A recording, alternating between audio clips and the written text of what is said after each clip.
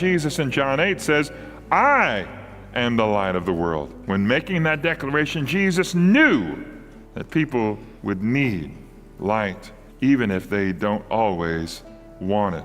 Jesus is the light, and indeed, he grants it to us abundantly. That, friends, is why Jesus came, and that, friends, is why we can afford hope. Let's ask ourselves a serious question. This is a powerful one, and it's one that really kind of can bite at us. Can he be Emmanuel, God with us, if God doesn't do it our way? Can God be Emmanuel, God with us, if God allows us the penalty of our choices? Can we still have hope that he is Emmanuel? Well, to answer that question, we jump over 2 chapters.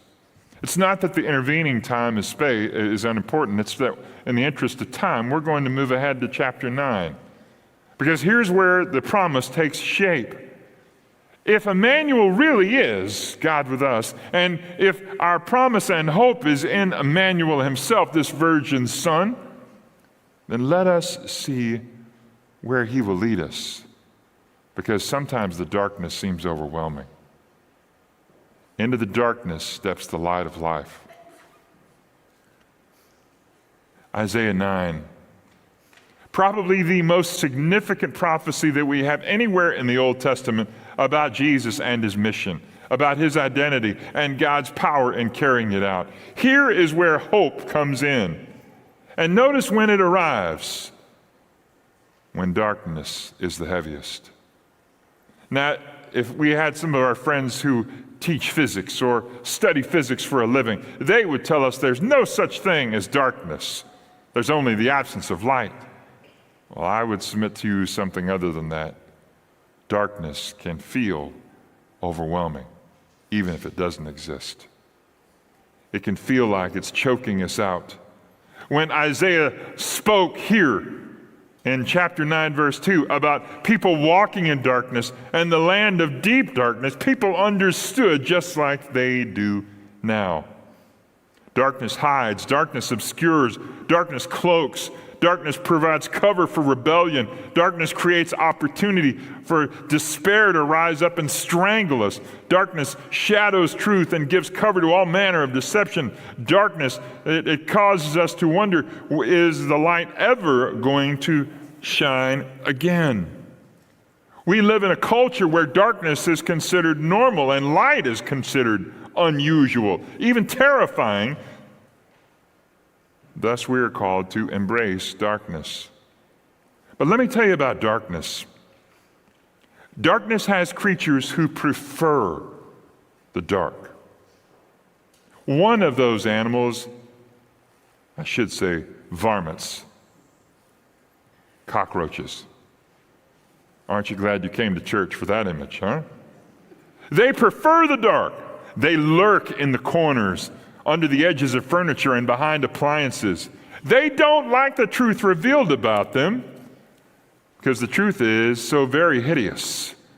They're responsible for carrying disease. They spoil things they get into. Their presence is alarming, and worst of all, they are ugly. Now, if you have a collection of cockroaches at home that you keep as pets, don't invite me. I don't want to be there. You might say, but Darren, they too are God's creation. That doesn't make them any prettier. They don't want the light. Darkness prefers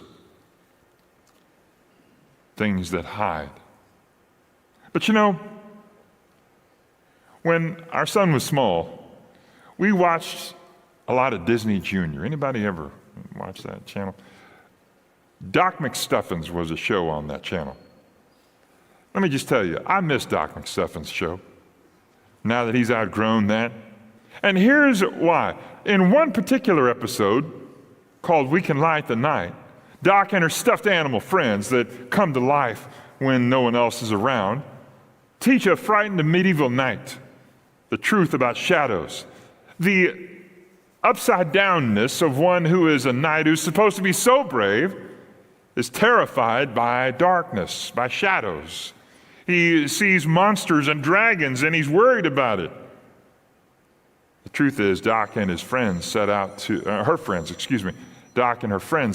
teach them that shadows aren't nearly as scary. You don't have to be afraid. The culmination of the episode is a song entitled "We Can Light the Night." And the essence is clear.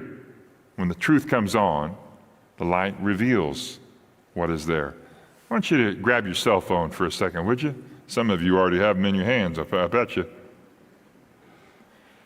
want you to just turn that little flashlight on for a second, would you?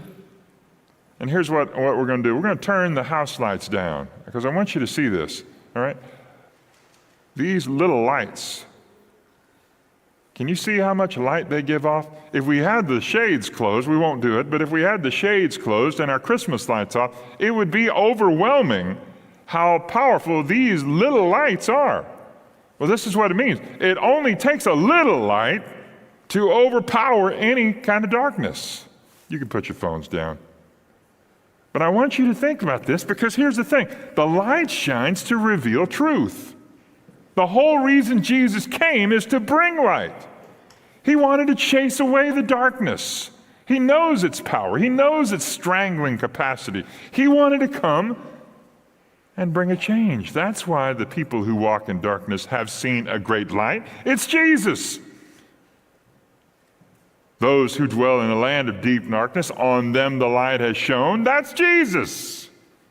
Light has a clarifying property, and that's why Jesus in John 8 says, I am the light of the world.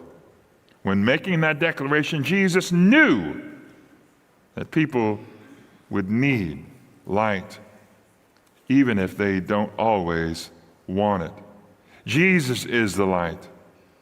And indeed, He grants it to us abundantly. That, friends, is why Jesus came. And that, friends, is why we can afford hope.